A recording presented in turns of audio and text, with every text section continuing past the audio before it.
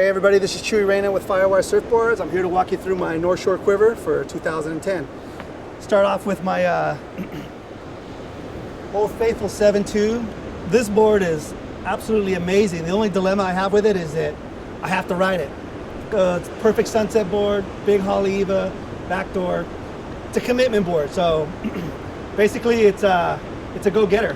Really comfortable in open water with this. It's basically a 7.0, 18 3/4 by 2 3/4, and it's actually 3 years old. I just leave it here because it's one of those boards you don't really have to replace. Next board is actually pretty old as well. This is a 6.6 Swallowtail and 18 1/4, 2 3/16. It's a little on the chippy side, but for whatever reason it works really well. And this is about 3.5 years old. And what's amazing about this board is that it's held up through multiple surfers here on the North Shore, and that's kind of a nice treat coming back knowing it's still in one piece. Ideal surf is, you know, the 4 to 5 foot open water surf, rocky rides, backyards, a few of those waves that you want to have a little bit of length to draw longer lines.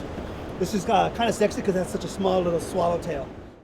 All right, next board I've got is my relatively new 7.2. This is a year old, and this board's got a lot of mass. It's great to chase things down at sunset.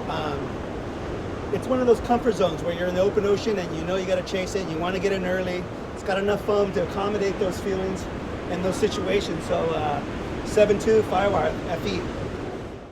My next board, which happens to be my Magic board, it's kind of an R&D board. It's one of the first builds on our direct drives, and I've had a lot of success with this board. This is only it's from last winter, and what I get out of it is a real knifey rail, real barrel penetrating kind of lines that you can get out of it, and in many cases you can ride it up to like 4 foot surf. It's has the feeling of a smaller board, but you have the foam and the buoyancy and the confidence of chasing a big wave as well. So 6.8, I don't even actually have dims on it. It's just basically a 6.8 that we made, and I kind of added another thin plug to create some options, and it's a great go-to board that I'll be keeping here on the North Shore.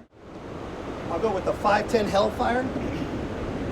This board is actually designed by Nev, and the concept behind it is to create a board that gives you the sensation of a short board performance, but you have the hybrid aspect of it, meaning that it's wider and fuller.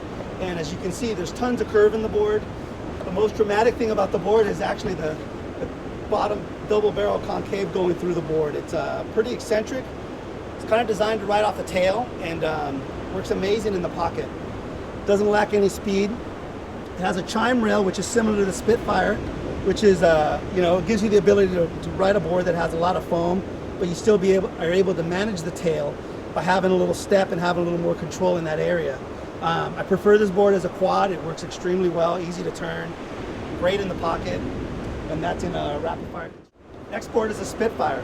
This is actually not my personal board, but I wanted to walk you through it. A Spitfire is basically the little brother of the Dominator.